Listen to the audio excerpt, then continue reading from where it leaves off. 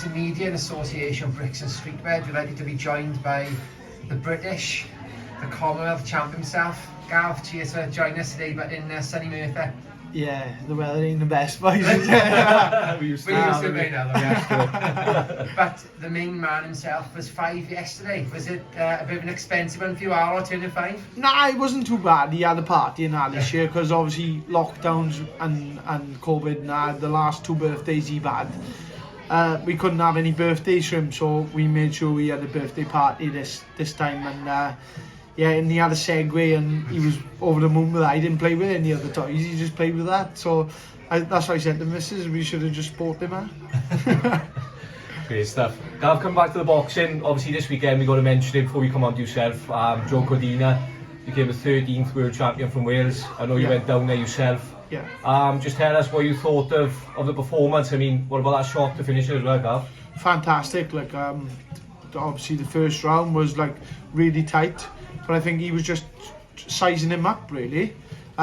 You could see it in the corner as well. I think Tony Sims said about he said line him up with a jab and then come over the top with a right hand, and it worked straight away. As soon as he come out of the corner, I think it was how many seconds was into the second round? It was pretty short then, wasn't it? It was, knocked him spark out like so. What a shot! And I've been in there with Joe as well, and so that just goes to show the performance I put in with him myself. Like. Yeah, I mean, you mentioned obviously, you know, you've shared the ring with Joe, you know, 12 tough rounds yourself with him, and you know, all credit to you as well, Gav. I mean, it's a hard division. How do you see him now faring? I mean, we've seen that Shakur Stevenson has mentioned that he would fight him, you know. How do you see him faring overall in division moving forward? Obviously, Shakur Stevenson's a very good fighter. He's going to be like one of the pound for pound greats, isn't he?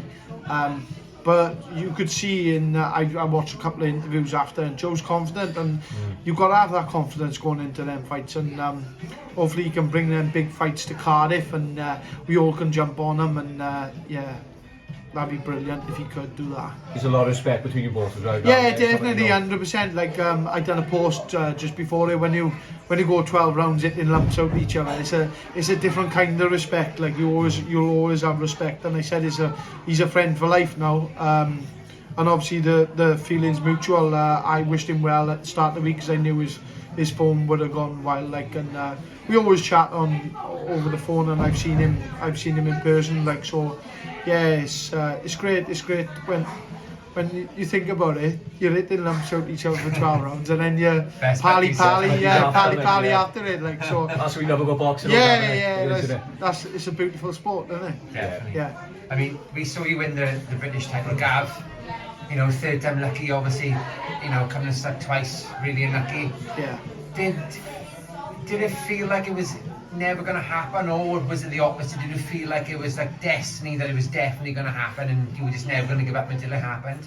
I think I was unlucky against the opposition I came up against. Like obviously Joe Cordina, a couple of fights after he's won a world title, and then James Tennyson, I think 2 fights after he was fighting for a world title. Like that level of opposition, I was just unlucky in the draw to have them level of oppositions when I did. So I was always telling myself, I'm more than capable of winning the British title. I know I can win a European title. Even Eddie Hearn, I seen him Saturday, and he said you were more than capable. It was just the opposition you were coming up against. Yeah. They were fringe world level fighters. No one fights British champs or world champions within a fight or two. No, exactly, and it's a lot of fighters out there that are British level, and I think I could have beat them and beat them comfortable. Like. Look at I think I've beat 3 unbeaten fighters now in the past couple of fights, so that goes to show everything, really, doesn't it? Definitely, mate. I mean, no disrespect to Luke, obviously you fought and beat for the British, but yeah. Was it more pressure knowing you were fighting sort of like Luke isn't going to be a world champion in 2 fights? Did it have more pressure knowing, right, third time being now the guy I'm fighting, you know, I'm pretty nailed on to beat him? Not so much pressure. I always put pressure on myself anyway to like succeed, but that only drives me to train harder. So I gotta put that pressure on myself, like sort of thing. But I don't know. Was there anything sort of worried you about Luke? I mean, you look at obviously like- James's power, James Tence's power, Yeah. Davina's technical ability. Yeah, more so is like speed and movement. He was really quick and had good footwork, so I was worried about him outboxing me and I couldn't get in range and him moving off sort of thing, because I'm a coming forward fighter. I can't go on the back foot, but it's boring. Fans are paying to come and watch you fight, and they want to fight, don't they? So Yeah, of course. I'd rather go and have a tear up really than box like. But more on the side of like, I didn't want to let like more so like Arlo down. I've let him down twice before, and I did promise him this time. Like before I was leaving, he was crying, and I thought, nah, I definitely ain't coming home without this belt. Was it a relief 100%. when he finally did it up? Yeah, it was. Yeah, like I can remember like I had tear in my eye in the ring, like sort of thing. But it was elation, so more than anything. Yeah, that was the first thing you sort of thought of, as well as it was, it was announced the decision. That what you just mentioned there, obviously, Yeah. about young Arlo as well. It's sort of the first thing you're going to think of. Yeah, definitely. And when the fight was, I think it got to like round 8, and I could see Tony Bellew get up, and I started landing big shots on his guy Luke, and I could see him in the corner of my head, and he got up. He said, "Oh, just give him one more round, then pull him out." But that must have spurred Luke on, because he had like a half decent round then. But I thought I'd run the remainder of the rounds, but he had an half decent round.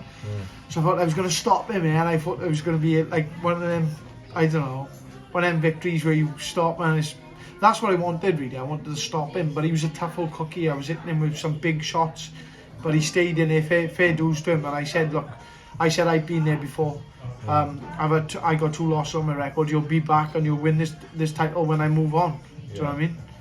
I want to ask you as well, Gav, get your thoughts. I mean, do you think we sort of started to come away from now within boxing, this slight obsession around keeping keeping a winning record, maintaining that, staying undefeated? I think we started to move away from it now, and sort of the proof is there that even if you do pick up a loss or two, I mean, they could be learning experiences, and it could be something that can equip you now moving forward to go on and win titles like you've done yourself.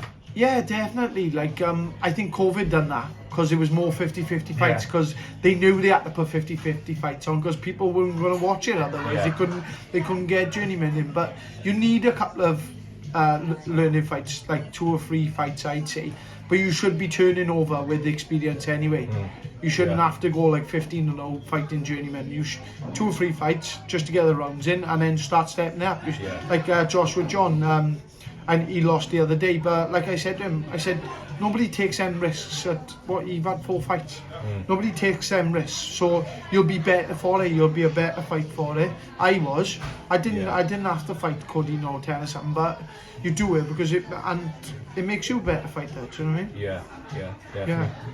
I mean, if you had to choose now between the stoppage win against Sean McCoon for the Commonwealth or the Luke Willis win for the British, which one would you choose? Which one is the sweetest? Obviously, one was a stoppage, one was points. But what one do you look back and think, oh, that was the best moment?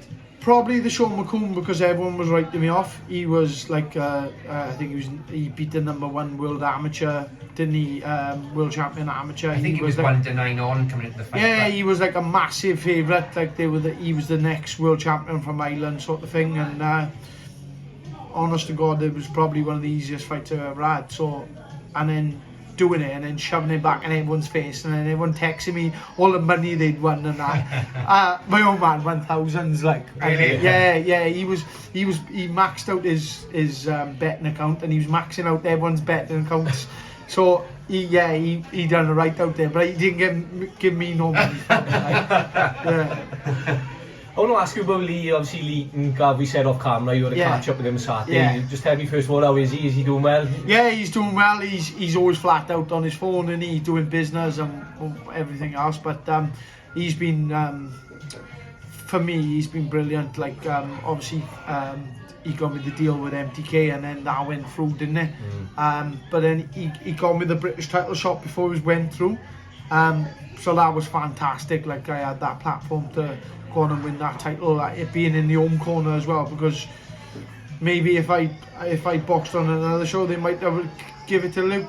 sort of thing, and you know what it's like. Yeah. It's, It's you like know, that in boxing, it's isn't it? boxing, Yeah, of course it and is, it's Those close rounds tend to go to the yeah, place and they exactly, want, Right or wrong, exactly. it happens, Gav, doesn't it? It does happen, and that's the way it is. So, but we've been working on a couple of things behind the scenes, and he been working hard. So hopefully we'll have some big news in the next couple of weeks. Yeah. You know, you said, you know, how much you owe to Lee and Yeah. MTK in particular for what they've done to you, you know, Yeah. up to this point in your career. But just tell us now, we know what's happened with MTK. Yeah. Has Lee's role with you changed at all, or is it the same? What can you tell us, Gav? No, it's still the same. He's still my manager, and he's trying his best now to get my defence of this British title. We're hoping for like a promotional deal with one of these big companies now. So he's working really hard behind the scenes to get it over the line now. So yeah. Speaking of big promotional companies, Gav, you know, Yeah. got the big boys, you know, you've obviously got Queensbury and Matchroom and, Yeah. you know, boxers making massive waves. Yeah. Is there any sort of news surrounding them, you know, deals possibly you could, you know, anything happening? Yeah, I think Frank Warren offered me a deal, Boxer offered me a deal, and I think Lee was talking to Matchroom as well. So just trying to Lee's trying to sort out the final details now, so we can get everything done and signed and everything like that, and we can hopefully get defence before I get married. That's the plan. If it don't happen, it don't happen. I'm gonna have to cancel the honeymoon. But Gav, you're not going to have a shine on your wedding day now, right there. well, I said to my missus, like, we get married on the Sunday. I said, if it happened, I'd fight on the Saturday. I don't care. Boxing Yeah. comes first, and Yeah. she knows that as well. But I couldn't box on the actual day of my wedding. But I could fight on the Saturday, get married on the Sunday, no problem at all. Just wear some foundation, I'll be fine. With these deals, these opportunities we're Yeah, talking about, you yeah. know, just floating about too, Gav, do you have to pinch yourself sometimes and just think, you know, it's just mad, like, you know, to be where you're at now? Yeah, definitely. Like, I pinch myself every day, like being a full-time fighter now. Like, it's mad. I get to take my boy to school every day. Like, whereas before, I wouldn't see him. Like, through the week, I wouldn't see him. I'd be getting up at 6 in the morning. I'd go out for a run, get back. I'd go to work until 3 o'clock. I'd get home from work, and then I'd have a shower, and then I'd be straight to the gym. And then by the time I come home from the gym, he's in bed. So for the first, like, and I always say to my missus, I always like, I don't know, I regret doing it because I missed the first couple of years of his life, really. Yeah. But it was for something, and it wasn't for nothing. I didn't do it for no shitty reason. Like, I done it to try and make his life better, sort of thing. So she always tells me that as well. And like, But the belts are proving now, but anyway. yeah, that's it. And yeah, they're his belts, and he'll tell you why they're my belts. So yeah. You mentioned obviously defending those belts, Gav, you know, that's something you're looking to do. We've seen Craig Woodruff's name mentioned a few times. I think you've mentioned it yourself as well. Yeah. It's a fight you're in Wales, I think most people will be looking forward to as well. Yeah, What can yeah. you tell us on that, Gav? Everything's like, he's the mandatory challenger. I think they accepted the purse bids as well, so it's just getting my promotional deal now signed up as quick as possible, and then we can get a date in writing, and we can get a show. But as for where it'd be, I honestly don't know. But I'd fight anyway. But it would be better for the Welsh public for it to be in Wales. Like, it'd sell like in Cardiff. Do you know what I mean? On a big show in Cardiff. So hopefully we can get it in Wales. That's the main thing. Yeah. I'm sure he's someone you've obviously got respect for, Gav. Yeah, but yeah. Just tell us, do you feel like you've got a bit too much for him, you know, considering, you know, the level you were fighting at as well? Now, no disrespect to Craig, but the level you were fighting at and competing at now, do you feel like you'd have, you know, too much for him? Yeah, he is a good fighter. Look, I've helped him out with sparring for his fights coming up, and like I think it was when he boxed Gary Cully.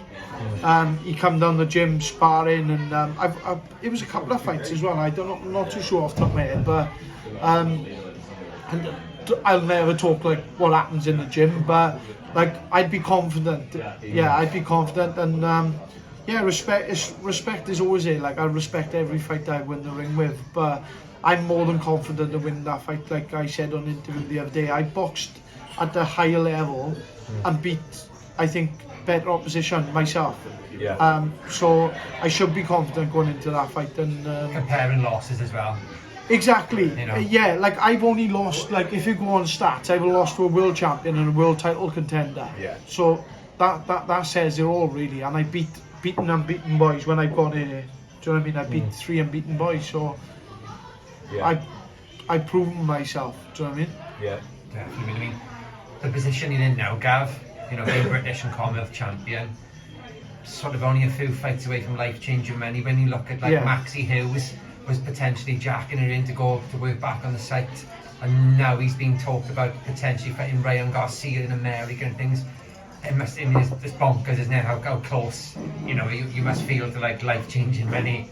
Well, I think I got to come through Craig Woodruff, and it's not an easy fight. Everyone thinks I'm gonna walk through him, and it's not gonna be an easy fight. Obviously, Craig wants that title as much as I want to keep it. So It's the same as what they said to Sean next fight when he was fighting you, isn't it? Exactly. Yeah, exactly. You know, And I would never take it easy on any fight. Like, and I trained like a madman for this fight. Yeah. But obviously, everything goes alright, and I come through that fight. I don't see why no reason I can't box Maxi Hughes. I would sell. Like the next fight before Christmas. I'd love to get that on. Yeah. Do you know what I mean? And I know he would, because he's a fighting man as well. He was talking about before, wasn't it? Yeah, it was talks of boxing for that title. And Was that close to happening?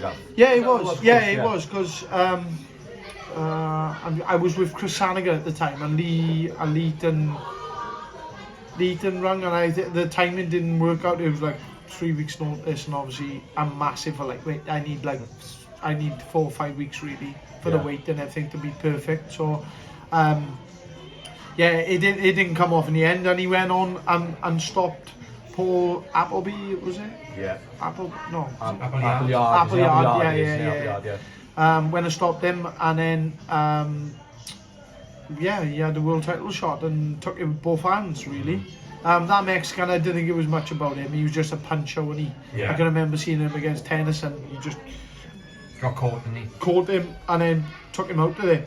Like any Mexican, they just tough, and but he could punch as well. But Maxi stuck to the game plan, outboxed him and made it look easy in points. And obviously he done the same against Ryan Walsh as well. Yeah. But obviously that's not the Ryan Walsh of say 8-9 years ago. Yeah. Do you know what I mean? I know obviously you said you're not going to look past, you know, Craig Woodruff, like full focus on that, Gavin, we get that. But you mentioned Maxi's name. I mean, what about other opportunities looking further afield? I mean, European, is that something that's a sort of a longer term goal and target for yourself? Yeah, definitely, and that's one thing I said to Eddie. Obviously, come through this fight. I'd love, like, if Joe had a defence in Cardiff, get the European title on that. Yeah. So I think it's vacant. It's vacant at the moment, but yeah. two boys are fighting for it. I don't know the names off the top of my head, but I'd fight the winner of that. I'm more than confident of. Like I could win that. I know I can. Like the level of opposition I've sparred and fought, I truly believe I could be European champion as well. Like. So last question, Gav, before we let you enjoy your day. If you could pick, within reason obviously, the next 2 to 3 fights, what would they be, who would they be, and where do you think they would be? If you could pick anyone, anywhere, what would it be? Well, if I didn't have to fight Craig next, I'd probably boxed. No, we were supposed to be me and Ryan Walsh anyway. I think stylistically that would be a great fight. Yeah. So I'd box him, and it'd be a great name to have on the record. And then at the end of the year, gotta be Maxi Hughes, isn't it? Yeah, gotta be Maxi Hughes. Like, it's sell as well. Definitely. So, like, and I'd love that fight.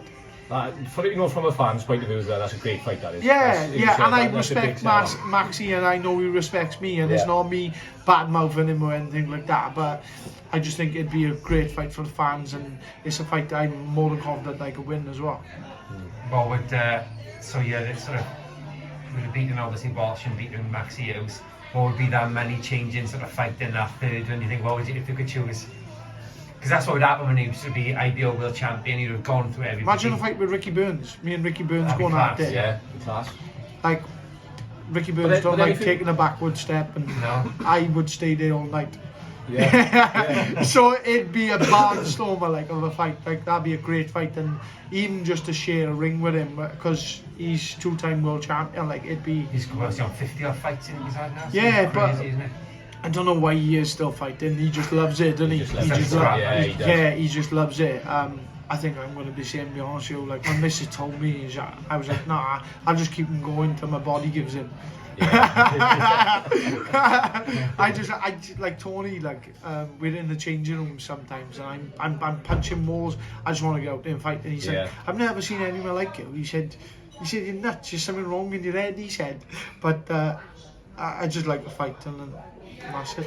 Oh, awesome. Well, Gav, thanks so much again for your time. It's finally great to meet boxers in person after all Yeah, this. yeah, definitely. So we'll have some photos of the belts now, and speak to you again soon. Cheers, Gav.